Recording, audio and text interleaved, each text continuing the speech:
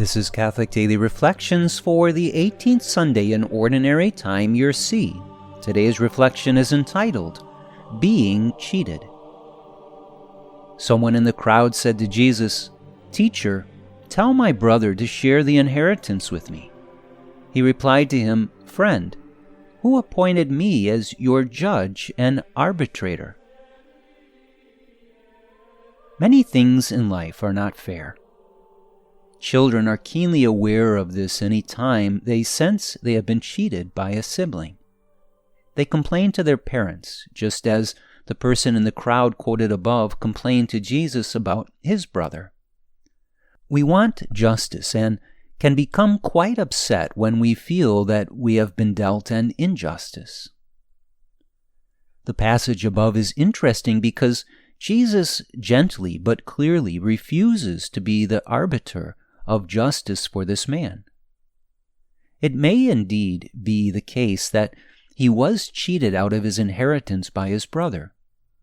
But it's interesting that Jesus not only refuses to resolve the dispute, he then goes on to teach about greed, suggesting that the cheated man was acting out of greed.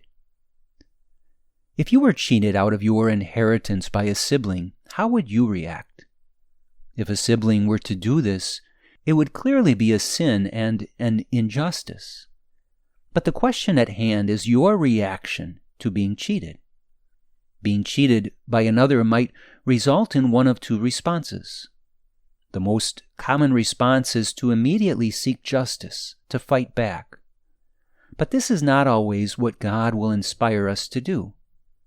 Instead, when we experience injustice, we are given an opportunity to love on a very deep level. And this must be our response.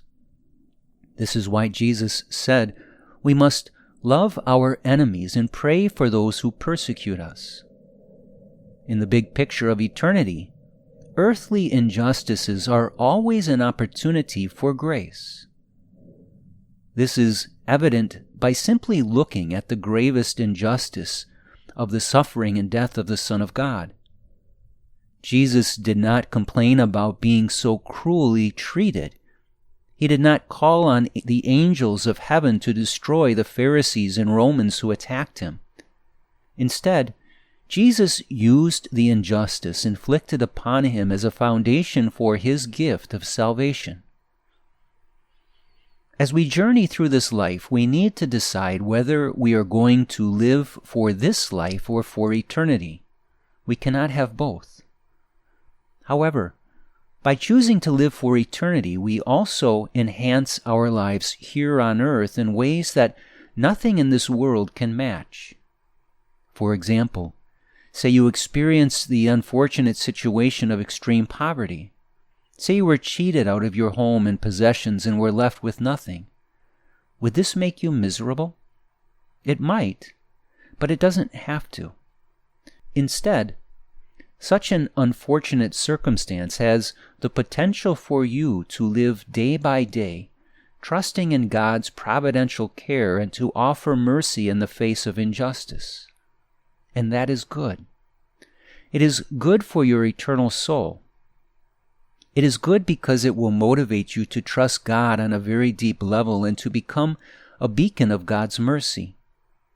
By contrast, if you had everything you could ever want in this world, it would be seriously tempting to rely less upon God and more upon the things you possess in this world. But the things of this world cannot save your eternal soul. In fact, they are a serious hindrance to your ability to trust in God alone. So, truth be told, poverty and injustice actually open the door to an opportunity for much more grace in our lives than material wealth does. But so often, we still long to have more and more of the things of this world. Reflect today upon the spiritual and eternal blessings that come from relying solely upon God and not upon material wealth. This is a hard lesson for most people to learn. If this is your struggle, then try to take on the eternal perspective. try to look beyond the temporary stability and pleasures that come from accumulating earthly wealth, so that you will see the eternal riches that come from seeking God alone. Everything in this world will one day pass away. In the light of that fact, recommit yourself to the embrace of God's riches by loving others through every injustice you encounter in life. Let us pray.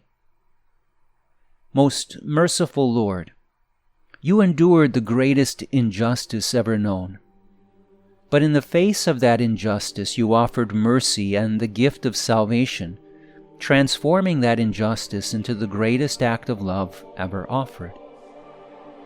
Help me to imitate your merciful heart and to see injustice, poverty, and every difficulty I encounter as an opportunity to turn more fully to you.